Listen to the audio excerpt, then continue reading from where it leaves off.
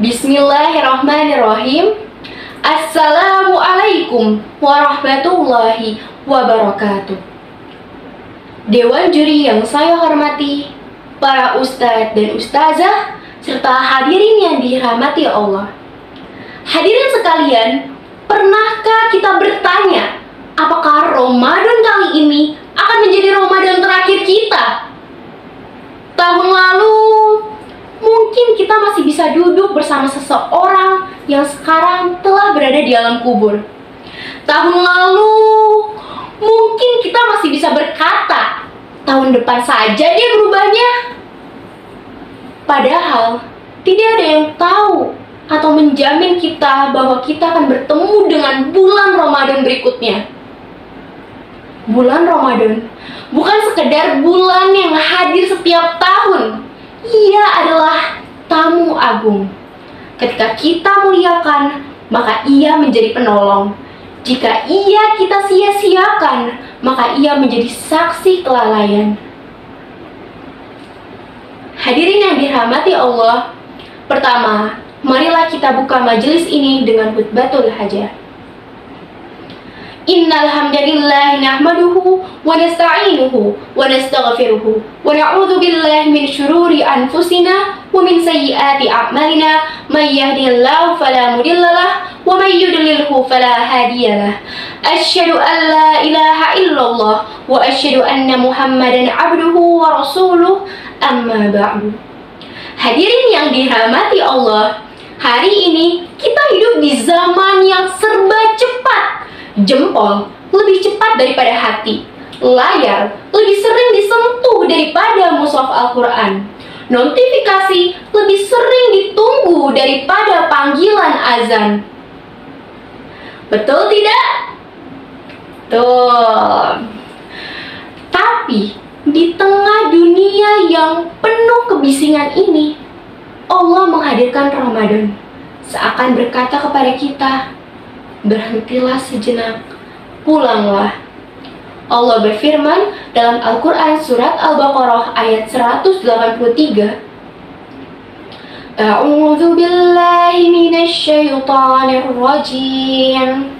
Ya ayyuhalladzina amanu kutiba alaikumus siyamu kama kutiba alal ladzina min qablikum la'allakum tattaqun. Wahai orang-orang beriman, diwajibkan atas kalian berpuasa sebagaimana diwajibkan atas orang-orang sebelum kalian agar kalian bertakwa. Dari ayat tersebut, kita mengetahui bahwa tujuan puasa adalah agar kita bertakwa. Bukan hanya menahan lapar, tetapi juga menahan diri.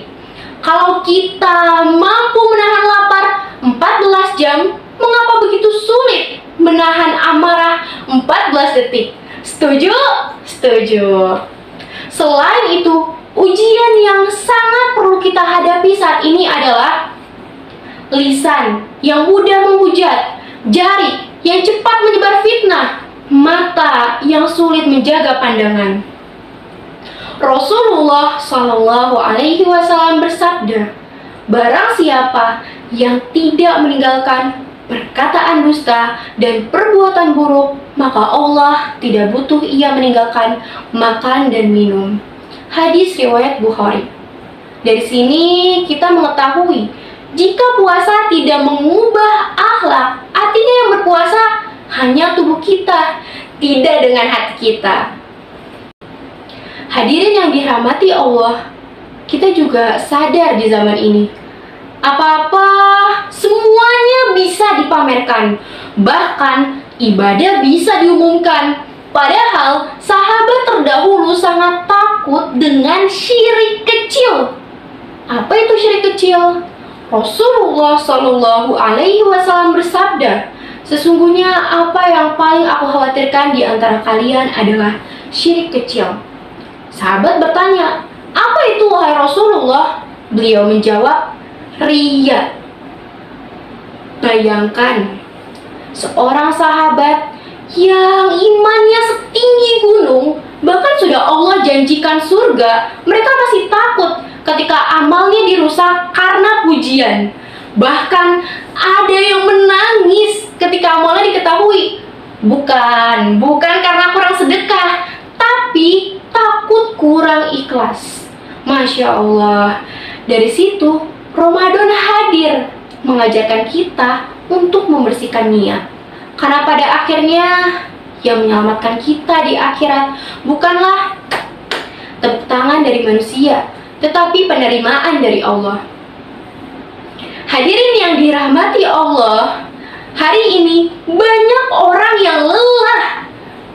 Tapi lelah yang berbeda ketika lelah mengejar dunia, lelah membandingkan hidup dengan orang lain, lelah merasa dirinya tidak selalu cukup. Padahal bulan Ramadan mengajarkan kita arti tentang syukur. Ketika kita berbuka dengan air putih dan kurma, kita berbahagia. Ketika kita sahur dengan makanan sederhana, kita bersyukur. Dan jangan sampai kita rugi di bulan Ramadan. Rugi kenapa tuh? Rasulullah Shallallahu Alaihi Wasallam bersabda, celakalah seseorang di antara kalian yang mendapati bulan Ramadan, tetapi dosanya tidak diampuni. Hadirin yang dirahmati Allah, bulan Ramadan bukan sekedar 30 hari. Ia adalah titik balik dari lalai menjadi sadar, dari jauh menjadi dekat, dari penuh dosa menjadi penuh harap. Maka mari kita muliakan bulan Ramadan ini, agar bulan Ramadan ini menjadi saksi dari kebaikan kita, bukan menjadi saksi kelalaian kita.